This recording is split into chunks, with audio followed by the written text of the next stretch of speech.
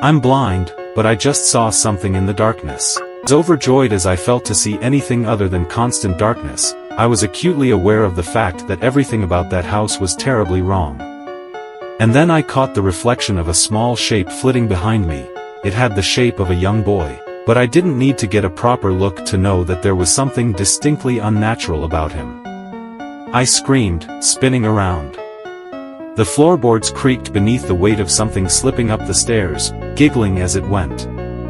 An invisible thing. I'd only been able to see it in the mirror. It isn't part of the house, I realized. Ted started barking, pulling on his lead to chase whatever had disappeared up the stairs. "Who's there?" I croaked frightfully. No response, other than fading giggles and footsteps across the upstairs landing.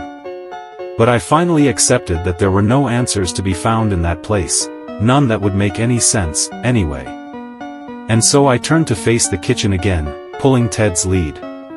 "Come on," I gulped. "You've got your wish, boy. Let's get out of here." As I started to walk towards the open side door in the kitchen, strangely relieved to see the black outer world that awaited me, I was baffled to find that Ted was standing still. And he wouldn't budge. I turned to look at the mirror in the lobby, and I could see the reflection of my dog standing in a frozen position before the stairs. "Are you kidding me?" I cried. "You were right, Ted. This place is wrong. Let's go."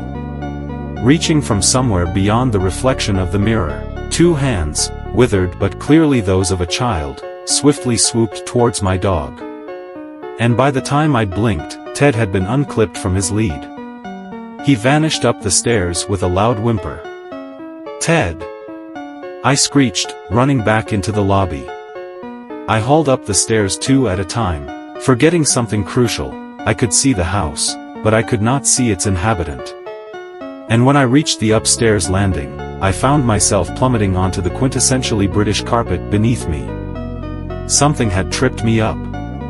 "An eye for an eye, a truth for a truth," a boy's strangely ancient voice softly whispered. I felt a cold hand wrap itself around one of my ankles, and I screamed piercingly as I thrust my foot at the invisible intruder behind me. Ted was barking from a nearby room with a closed door. "Didn't get me. Blind as a bat, Mikey," he giggled again. "Who are you?" I sobbed, crawling across the carpet from a threat I could not see. "How do you know me?" I could see imprints in the carpet as the invisible boy crept towards me on hands and knees. "Eyes and lies, lies and eyes," he wheezed, seizing both of my ankles.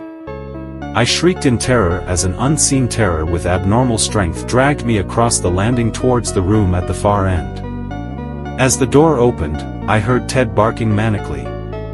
"Want its eyes?" The boy giggled. "Leave him alone." I cried. I found myself lying on the floor of a room unlike the rest of the pristine house. It was derelict. There was a mattress in one corner of the room, a sink with a mirror on the wall, and a small radiator that was rattling. That was where Ted had been tied. "Just let us go," I pleaded. "Not until I thank you," the boy whispered, pacing across the rickety floorboards. "For what?" I moaned. Above the dingy sink, a face suddenly appeared in the cloudy, unclean mirror. The boy was barely distinguishable, but I saw enough. Bulging too far out of their sockets were bloody eyes that seemed badly fixed in place. Eyes that I somehow recognized. Mine. But I didn't want to believe it. "Time to remember," the boy giggled. "My eyes now." I had suppressed most of what happened to me 20 years earlier, but in that moment, the boy's vicious voice rang some distant bell in my traumatized brain. A boy jumping me in the street. A vicious beating. A sharp instrument plunging into my sockets. And those words. "My eyes now." But that was 2003. It couldn't be the same boy. An ageless child with a blood-stained face, withered hands, and bulbous eyes. Grinning at me in the reflection of the mirror. He couldn't be human. "I feel bad, Mikey." "Let me help you see," the malevolent thing smiled, walking away from the mirror and vanishing from my reflected field of view once again. I heard tussling at the radiator as the boy untied my dog, and Ted growled aggressively. "Get off him, you monster," I cried, jumping to my feet and lunging blindly forwards. Fingernails slashed into my cheek from my unseen attacker, and I fell back to the floor. I couldn't see the boy or my dog.